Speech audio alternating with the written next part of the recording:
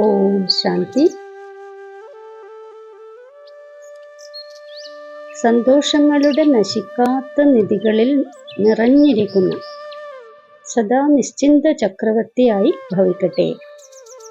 സന്തോഷങ്ങളുടെ സാഗരനിലൂടെ ദിവസവും സന്തോഷത്തിന്റെ നശിക്കാത്ത നിധി ലഭിക്കുന്നു.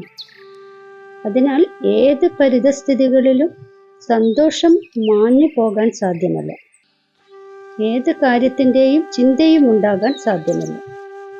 ഇങ്ങനെയും ചിന്തിക്കില്ല, സമ്പത്തിന് എന്തു പറ്റും, കുടുംബത്തിന് എന്തു പറ്റും. പരിവർത്തനം തീർച്ചയായും ആകുമല്ലോ. പഴയ ലോകത്ത് എത്ര തന്നെ ശ്രേഷ്ഠമായാലും എല്ലാം പഴയത് തന്നെയാണ്.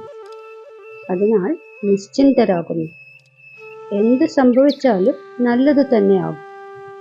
ബ്രാഹ്മണർക്ക് എല്ലാം നല്ലതാണ്, ഒന്നും മോശമായതില്ല. താങ്കളുടെ അടുത്ത് ആ തരത്തിലുള്ള രാജ്യ അധികാരമാണുള്ളത്.